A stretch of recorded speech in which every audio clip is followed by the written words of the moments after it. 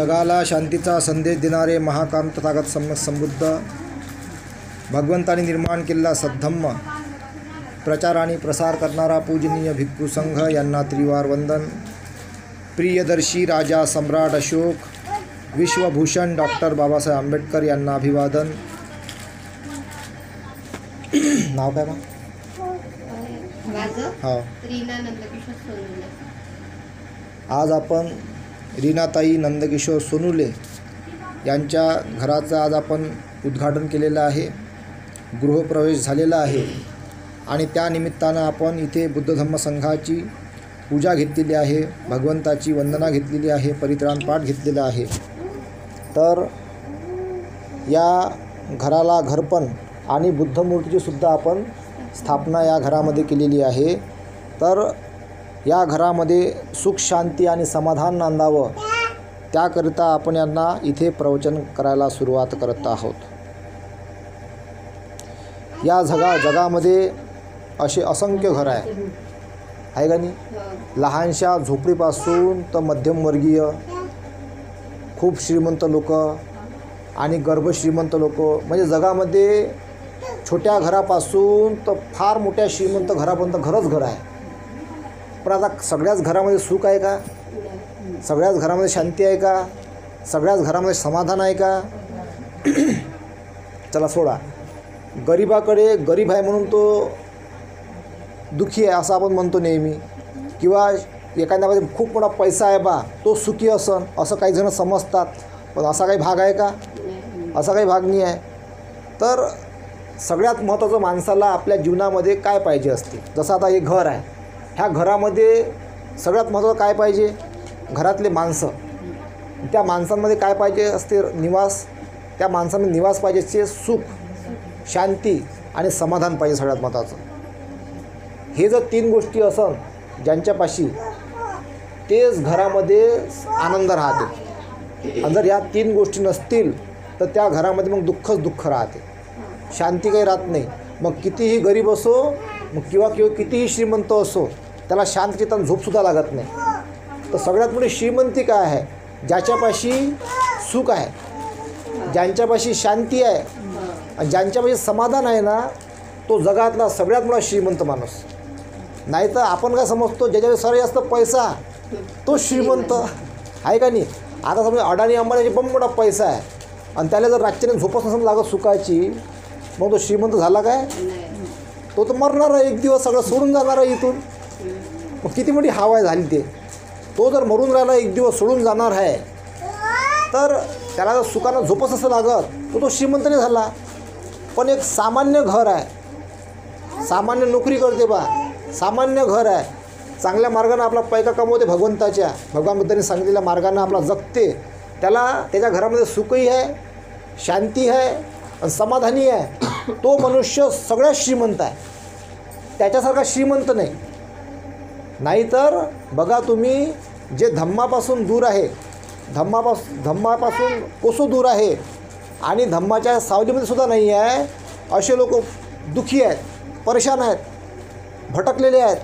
मग तो श्रीमंत असो, गरीब असो किंवा मध्यमवर्गीय असो, धम्माची संपत्ती सगळ्यात मोठी आहे. कोणापाशी किती धम्माची संपत्ती आहे त्याच्यावर अवलंबून आहे त्याचं सुख, शांती, समाधान. त्या धम्माच्या सावलीमध्ये राहावं लागते, धम्माच्या छायेमध्ये राहावं लागते, धम्माच्या सतत प्रवाहात राहावं लागते. तोच व्यक्ती आपल्या जीवनामध्ये सुख, शांती, समाधानाचा लाभ घेऊ शकतो. म्हणून या घराला घरपण तेव्हाच लाभते जेव्हा त्या घरातल्या माणसांच्या अंगामध्ये धम्माची सावली असेल, धम्माच्या छायेमध्ये असतील आणि धम्मामध्ये वास करत असतील, त्याच लोकांच्या घरामध्ये घरपण लाभते. जर ह्या गोष्टी नसतील धम्माच्या तर मग ते दुःखी राहतात. मग घरामध्ये शांती राहत नाही, सुख राहत नाही, समाधान राहत नाही. म्हणून सुख, शांती, समाधान आपल्या जीवनामध्ये सतत राहावं त्याकरता मी भगवंताची वाणी तुम्हाला सांगत आहे, ते आपण शांत चित्ताने ऐकावे. तर भगवंतांनी 2500 वर्ष अगोदर संपूर्ण दुःखाला मुळापासून नष्ट केलेलं आहे. पूर्ण दुःख संपूर्ण दुःख भगवान बुद्धांनी 2500 वर्ष अगोदर मुळापासून नष्ट केलेलं आहे. प्रत्येक मनुष्य दुःखी आहे ना, कुठल्या ना कुठल्या कारणास्तव प्रत्येक मनुष्य आपला दुःखी आहे. पण भगवान बुद्ध दुःखी नाही आहे. भगवान बुद्धांनी दुःख मुळापासून नष्ट केलं. तर भगवान बुद्धांनी जाणलं का बा मी तर हे दुःख मुळापासून नष्ट केलं. तर ह्या लोकांचं काय, येणाऱ्या काळामध्ये असंख्य लोक जन्माला येणार आहे, असंख्य कुटुंब वाढणार आहे, असंख्य घर संसार होणार आहे, असंख्य संसार होणार आहे. तर यांचं काय होईल, हे दुःखामध्ये नांदतील काय, दुःखामध्ये राहतील काय. तर भगवंतांनी काय केलं मग, का या लोकांना आपल्या जीवनामध्ये सुख शांती समाधान निर्माण करत्या भगवंतांनी मग सामान्य मनुष्यांसाठी पंचशील दिले. त्यांना 5 तत्व दिले. ते पंचशील प्रत्येक गृहस्थ माणसाला पाळावं लागतात, 5 शील. तर मग त्याच्या जीवनामध्ये सुख शांती समाधान यायला सुरुवात होते. हे पंचशील फार महत्त्वाचे आहे. एका शिलेवर एक खंड तयार होते, इतकं मोठं हे शील आहे. म्हणून ह्या शिलाचं पालन करावं लागते. त्यानंतर भगवंतांनी पुढं चालून अधिक सांगितलं. भगवंतांनी अष्टशिलाचं पालन करावं लागते. अष्टशीलला उपवासाच्या दिवशी ग्रहण करावं लागते.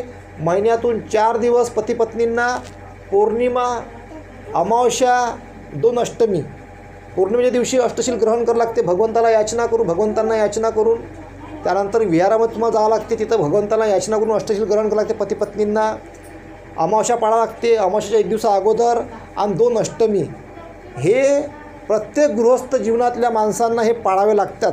त्याचबरोबर जे आपले मुलं असतात, मुलांनासुद्धा अष्टशिलेचं पालन करावं लागते. जे मुलं शिकून राहिले लहानपणापासून त्यांना अष्टशील शिकवावे लागते. आणि त्यांना सातत्यानं अष्टशील ग्रहण करूनच त्यांना जीवनामध्ये लग्न होईपर्यंत त्यांना त्या अष्टशिलामध्येच राहावं लागते. तर हे आपण आपल्या मुलांना शिकवलं पाहिजे. तर हे भगवंतांनी सांगितलेलं आहे.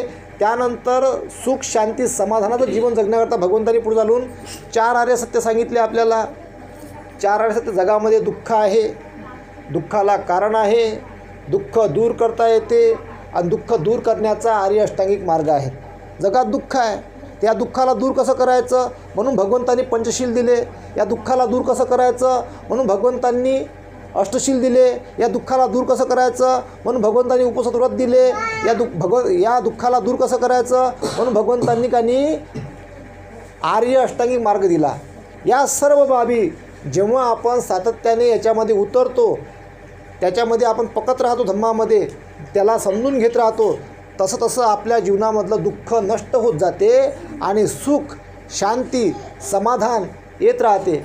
म्हणून आपण आपल्या या जीवनामध्ये सुख शांती समाधान मिळण्याकरता आपल्या जीवनामध्ये आपल्याला सतत या पंचशिलेचं अष्टशिलेचं उपवास व्रताचं आणि 4 आर्य सत्य समजून घेण्याचं आणि आर्य अष्टांगिक मार्गावर चालण्याचा आपल्याला सतत प्रयत्न करावा लागतो. त्या मार्गाने तुम्हाला चालावं लागते. तर या जगामध्ये दुःख आहे, दुःखाला कारण आहे, दुःख दूर करता येते, आणि दुःख दूर करण्याचा आर्य अष्टांगिक मार्ग आहे. हा आर्य अष्टांगिक मार्ग पंचशिलेशी जुळलेला आहे. हा आर्य अष्टांगिक मार्ग अष्टशिलेशी जुळलेला आहे. हा आर्य अष्टांगिक मार्ग उपवास व्रताशी जुळलेला आहे.